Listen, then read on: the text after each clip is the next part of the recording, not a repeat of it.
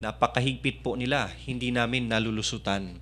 Dapat masunod natin yan sa mandatory driver re-education program because we are not talking about the practice of accountancy, the practice of law here, or the practice of medicine.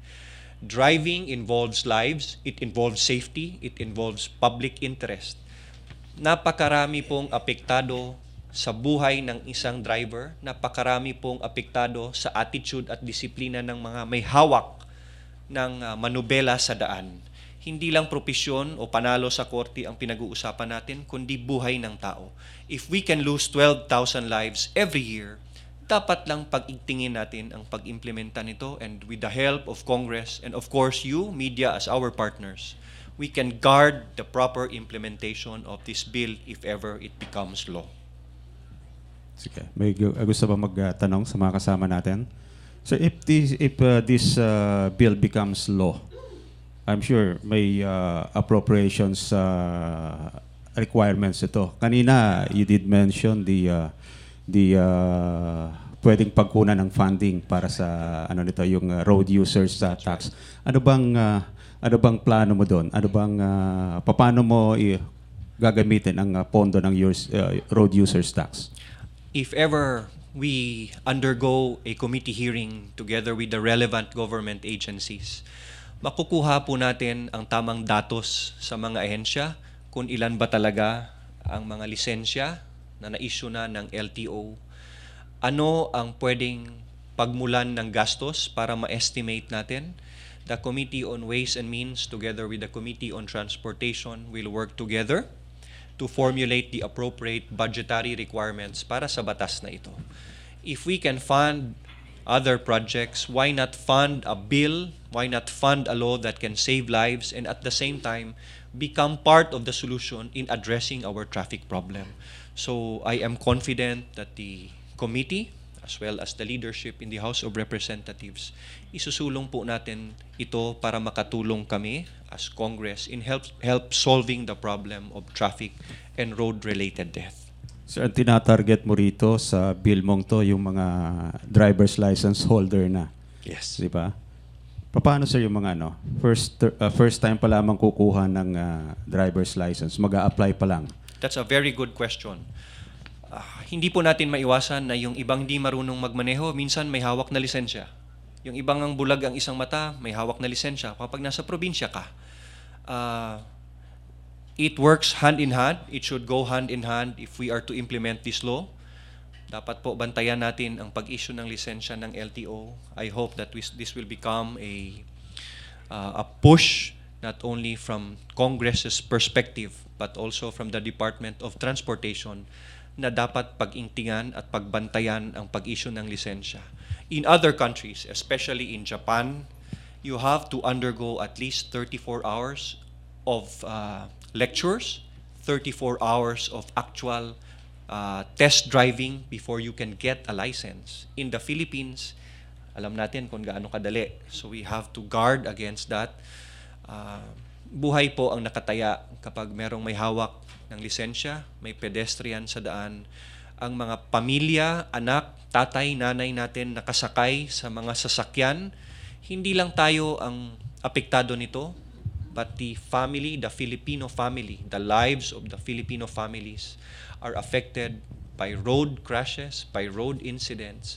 And it is about time that we do not only solve the traffic problem, but we also address road-related death and injury. Yes. Good afternoon, sir. Melvin Gascon po sa Philippine Hi, Daily Melvin. Reporter. Sir, isang ina-anticipate na naman po na criticism against your bill is hindi pa in place ang systems ng ang gobyerno natin to make sure that matatarget ho natin yung problema sa discipline. Case in point, halimbawa sir, I'm guessing yung pong seminar na yon will tackle road signs. Yes. Sa mga kalsada ho natin sir, kung hindi man walang road sign, natatakpan ng mga malalaking mga signages. Tama. We'll discuss probably road markings. Ang dami hong mga kalsada natin, EDSA alone, ang dami hong part na walang road markings. So, paano ho natin ma-ensure na mag-work po yung bill ninyo pag naging batas na siya, na ma-address po yung problema ng ano. That's a good point, Marvin. Dalawang aspeto lagi ang titignan natin kapag may gusto tayong isaayos. Ang responsibilidad ng gobyerno at ang responsibilidad ng mga mamamayan. If we are to talk about infrastructure, road signs, and the lack of implementation or the shortage of implementation, we cannot let that be a benchmark for the discipline that our driver should have. Kung nakadepende po ang disiplinang gusto nating ilagay sa isipan at kaalaman ng mga ating driver, ay idedepende muna natin sa infrastruktura at pagsaayos ng gobyerno, hindi po tayo matutuloy at matutuloy. On this side, where the drivers and the private citizens are concerned, if we can start now, we should start with them.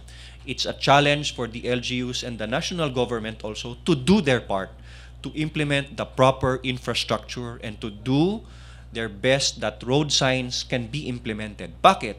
May budget po yan taon-taon. Not only from the Department of Transportation or LTO, may budget yan pati sa mga LGU. Hindi po yan dapat gawing rason bakit i-delay natin na ilagyan ng tamang kaalaman at disiplina ang mga driver sa ating daan. So, we can work together. I hope that it will also serve as a challenge for LGUs and the national government to also comply with what is required and budgeted under the law on their side. Sir, may ideya na ba kayo? Magkano ang i-impose nating fee sa re-education program? Ibe-benchmark ko lang sa material siguro at pwedeng snacks or coffee for our drivers. I am pushing for a free mandatory re-education program. That is why under the language of the bill that I filed, it says that LTO may impose a minimal fee. Meaning, may. Hindi ko sinabing there shall be a fee because it will all depend on the Committee on Transportation, the Committee on Ways and Means, and the Technical Working Group. If we can come up with a budget for this bill, if ever it becomes law, baka kung malibre natin, mas konti ang magrereklamo sa publiko para mas mapapasunod nalo natin sila. Kasi if we will take half of their day or 4 to 5 hours of their day, kung jeepney driver ka, kalahating araw na nang kita mo ang kinain ng mandatory driver education program. But remember, it's only once every 5 years. Hindi naman siguro masama yon. Ililibre pa natin kung maaari. So, we'll find out. I won't tell you if it's 100 pesos, 50 pesos, 200 pesos. If I can push for it, if it's free or mas maliit, mas mabuti, gagawin po natin yon. Specific ba dito, sir, sa bill mo na yung mga transport companies, especially yung malalaki na may-ari ng mga buses na yan. Sabi mo kanina sila na mag-shoulder kung may expenses man tayo. Yes, kung may expenses man. Tama po. Nandito na sa bill yun. Nakalagay sa bill natin na kung empleyado ka ng ahensya ng gobyerno o empleyado ka ng pribadong kumpanya o family driver ka, your employer will shoulder the cost of the program if there is any cost at all to be imposed. Hanggat maaari, libre. Sige, Melvin. Sir, nakalagay po dito once every 5 years. How Yes. about po doon sa mga regular job naman po nilang pagdadrive? We have a saying na experience is the best teacher, sabi nila. So, hindi ho ba yun sapat na makapagbigay sa kanila ng complete education na without them having to undergo this program? Tama yon, Marvin. May isang nagsabi na sa akin, I never had a violation in the 20 years that I've been holding a driver's license. Maaari po na tama iyon. There are more than 700,000 traffic violations nationwide in 2016. Sa dami po natin, 700,000 lang ang na-record. Kahit po siguro wala kang violation at napakatagal mo na, sigurado ako sa pagmamaneho mo ay minsan nakapag-overtake ka na sa lane na no overtaking. Minsan nakapag-text ka na sa stoplight na dapat di naman nagte-text kasi may batas na ang Kongreso. Minsan po ay nakapag-park ka at nag-hazard ka sa lugar na hindi ka dapat pumarada. Pero walang humuli sa'yo. It means you have no record. You have a clean record, but it doesn't mean na wala kang nagagawang masama. May iba po tayo, lalo na sa aking distrito, kapag may 2 linya na yellow sa daan. Hindi po alam ng mga bus na bawal mag-overtake. Minsan sa likuan pa, nag-overtake ang mga pampublikong jeep at driver natin ng bus. Napakadelikado po nun. Kung sinasabi natin, if you are the perfect driver, gawin mo na lang ito para sa bayan, para sumunod na lang lahat.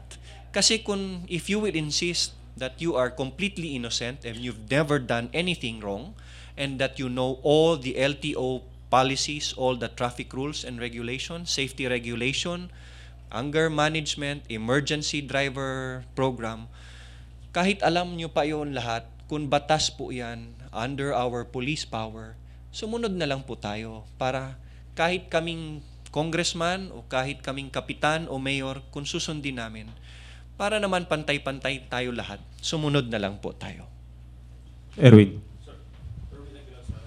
Hi, Erwin.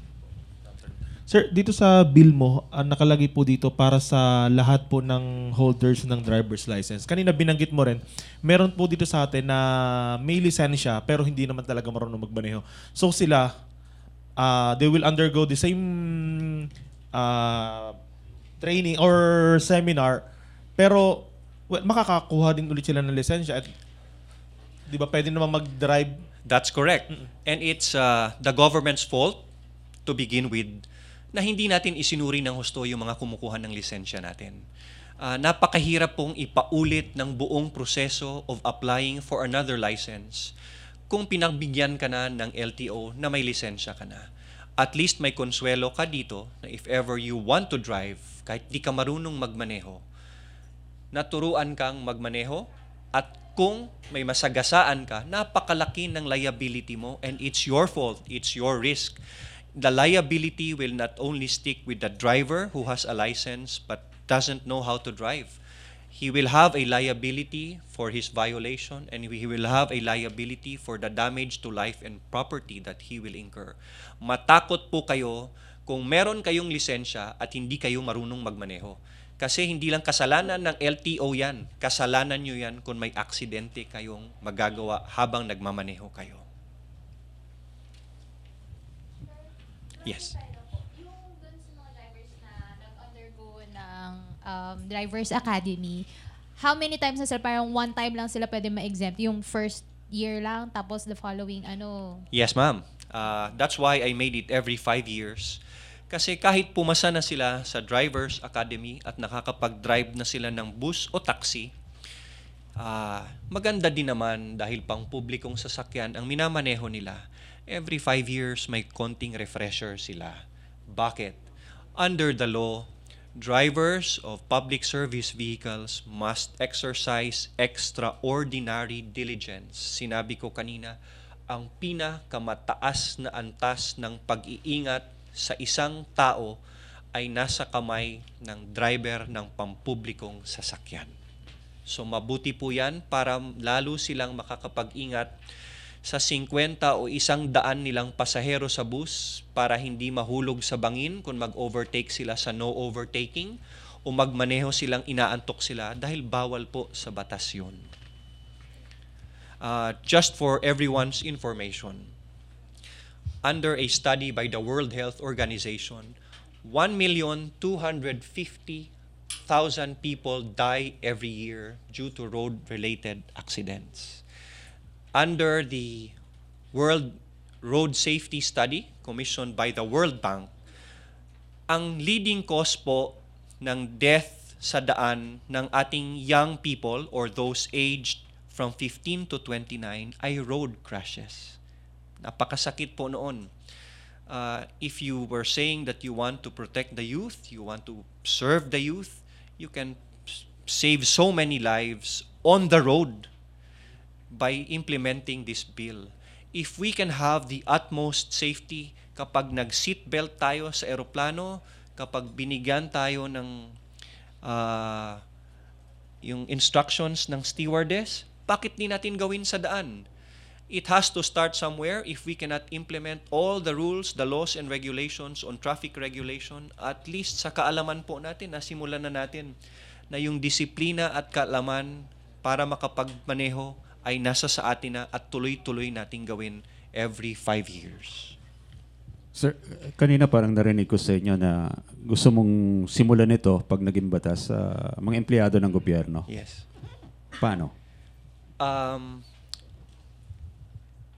Pwedeng for the first year, if ever this bill becomes into law, the first accredited seminar providers, say for example, let's start it with the House of Representatives.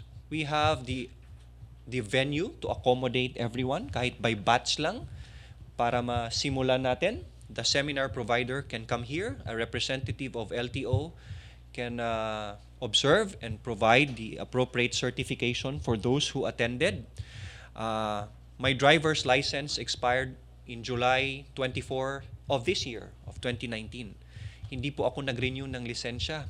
Susubukan ko pong i-push itong batas na ito so I can be one of the first to undergo the mandatory driver's education program if ever this bill becomes into law. Please help me. Let's help our people. Let's save lives. Let's reduce traffic. And I also want to renew my driver's license, and I would be happy to be the first to volunteer na mauunang lecturan para sa mandatory driver seminar. Okay. Any questions sa mga kasama natin? Baka may gusto pa kayong itanong kay Congressman Defensor. Sir, any more to add sa mga binanggit mo? Baka may gusto pa kayong idagdag na hindi namin na itanong. Yun lang, every bill has to undergo a process. I expect that there will also be opposition for this bill. But always remember, it may not be popular, but as long as it is right, we have to do it. As long as the government will pursue what is good, what is right, wala po tayong rason na hindi natin isusulong ang mga batas na dapat nating gawin para sa mamamayan natin, not only to help traffic, but also to save lives of our Filipino people. By the way, sir, may counterpart na ba ito sa Senate? I asked a senator to do a counterpart bill. One of the senators said that if I can help push the passage of this bill, even at the committee level, he would be happy to sponsor a counterpart bill in the Senate para maisabatas po natin yung ating bill. I see. Okay. With that, kung wala nang magtatanong sa mga kasama natin, thank you very much po, Thank you, Congressman Ed. Defensor. Thank you sa lahat. Thank you very much sa ating lahat. Good Thank you afternoon. so much.